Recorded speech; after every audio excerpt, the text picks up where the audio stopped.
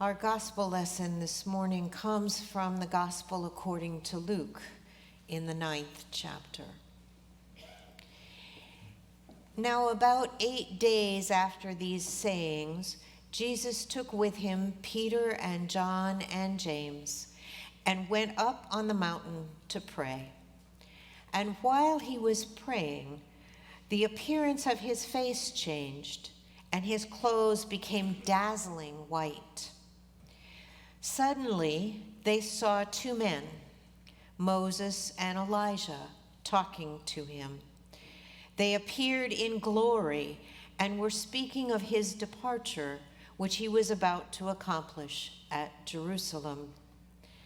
Now, Jesus and his companions, Peter and his companions were weighed down with sleep. But since they had stayed awake, they saw his glory and the two men who stood with him. Just as they were leaving him, Peter said to Jesus, "Master, it is good for us to be here. Let us make 3 dwellings, one for you, one for Moses, and one for Elijah," not knowing what he said. While he was saying this, a cloud came and overshadowed them, and they were terrified as they entered the cloud. Then from the cloud came a voice that said, "This is my son, my chosen.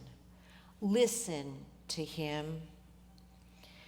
When the voice had spoken, Jesus was found alone. And they kept silent in those days and told no one of any of the things they had seen. On the next day, when they had come down from the mountain, a great crowd met him. Just then a man from the crowd shouted, "Teacher, I beg you to look at my son. He is my only child. Suddenly a spirit seizes him, and all at once he shrieks. It throws him into convulsions until he foams at the mouth. It mauls him and will scarcely leave him. I begged your disciples to cast it out, but they could not." Jesus answered, "You faithless and perverse generation, how much longer must I be with you and bear with you? Bring your son here." While he was coming, the demon dashed him to the ground in convulsions. But Jesus rebuked the unclean spirit, healed the boy, and gave him back to his father. And all were astounded at the greatness of God. May these ancient words bring new life and new light to our walk of faith today.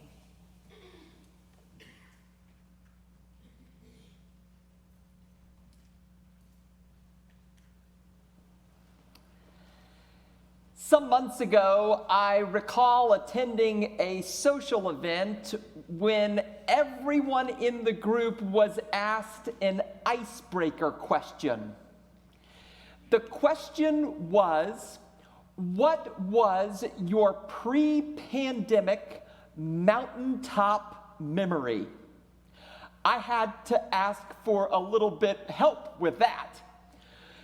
A pre-pandemic mountaintop memory, according to the host, is whatever great experience that you had in early March that you clung to when the stay-at-home order came. I immediately recalled my pre-pandemic mountaintop memory. It was when my family went to a park with friends and I shared an ice cream cone with one of my children. Sounds like a relatively routine evening, except but for 2 weeks later, I couldn't go anywhere. I could not gather with friends, and God forbid I share an ice cream cone with anyone. And in recalling that event, I came to an understanding that really and truly it was a moment where I was able, with my memory during the hardest stretch of the pandemic, to go back to a moment that brought me help and a moment that brought me hope. For God does have this knack, does God not, of orchestrating mountaintop moments in our life, in part to help us through challenges that come our way. In fact, I would argue that the Transfiguration was one of those mountaintop moments that God orchestrated on behalf of Jesus and on behalf of the disciples that would help them face the valley below. You'll recall the story. Once upon a time, Jesus is up on a mountain and Jesus is praying and his face is gloriously transfigured. And there atop the mountain, there is this conversation with Moses and Elijah and Peter and James and John are there. It is rather mysterious and it is rather glorious, and therein might be the point. One of my homiletics professors in graduate school used to always say about the Transfiguration, there is a pile of very bad preaching in attempting to explain what was happening on that mountain. For I can give you quite a bit of symbolism. I can attempt to explain it, but really the Transfiguration is not a puzzle for the minister to explain away. Rather, it was, I would argue, an experience that was had by Jesus and the disciples that would give them quite a bit of strength going forward. Because part of what we're told in this story is that this glowing moment on the mountain, it would not last long. The very next day, Jesus and the disciples would descend the mountain, and Jesus would really have a challenging situation on his hands with the healing that Pastor Catherine just spoke about. And when you think about the conversation atop the mountain, Jesus and Moses and Elijah weren't just talking about anything. They were, according to verse 31, talking about Jesus' descent into Jerusalem. What would happen next when Jesus would walk down that mountain and then walk toward Jerusalem and eventually to the cross. For my sense is that atop that mountain, God wanted to afford Jesus and the disciples one last glowing moment that they could always recall in their memory as they face the future unafraid. The story does perhaps cause us to reflect on our own mountaintop moments with God. For in our faith journey, these mountaintop experiences, they do happen. Perhaps you can recall some of your own, a time in which God was illumined for you, God's presence was, in a way that was just so clear and so evident. Or maybe another juncture of your life when a door opened, or a coincidence happened, or a remarkable provision came your way, and it was glorious beyond what you could perhaps explain.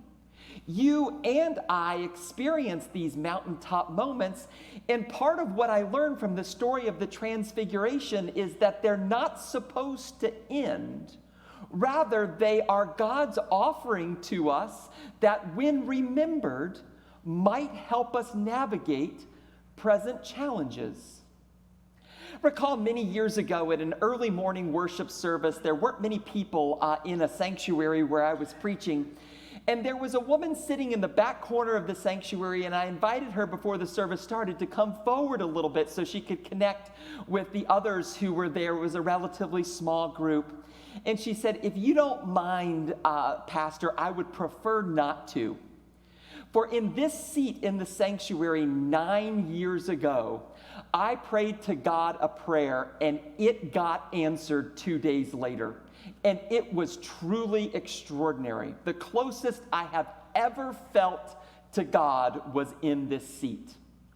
Well, 9 years later, I am now dealing with something that is very, very hard.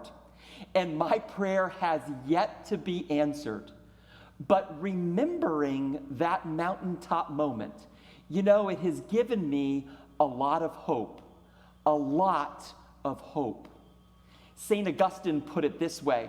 He said that even in his moments of darkness and even in his moments of confusion, that in his mind, thanks be to his memory, he could produce light and he could produce joyful noise.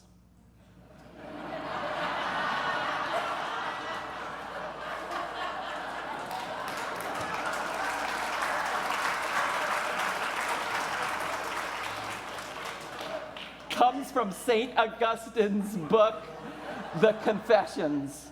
My goodness, a mountaintop moment. Or I recall many moons ago being here at the church a couple of years back when someone was sitting up in the balcony. And she had been paging through her hymnal, and all of a sudden, an old bulletin dating back almost a decade fell out of the hymnal. And it was amazing how that unusual artifact brought forth so much positive discussion. Oh, I see this announcement. I remember this ministry, or I remember this minister. And in that moment of memory, there was this powerful way forward during another season in the life of the church. For really and truly, sometimes it's our mountaintop moments that help us to persevere when recalled. I think it's true in a personal sense, it's true as a church, and it's true too in our posture toward the world. For at that same party where we were all recalling our best pre-pandemic mountaintop moment memories, there was another woman at the social event, and she was a person of faith, and she said, I'll recall my moment. Immediately prior to the stay-at-home order, the traveling Vietnam Memorial Wall came to Southwest Florida, and I visited the exhibit. She said it was very, very tragic, but at the same time, there were numerous different narratives of heroes and of selfless service. And that was her memory, and 2 weeks later, she was off into the pandemic. And she said there were so many times, especially in those early months, when she thought to herself, God in all of God's glory somehow, some way got us through that Vietnam moment in the life of our world. And therein may lie the hope for what God might do in this moment. What do you have in your memory?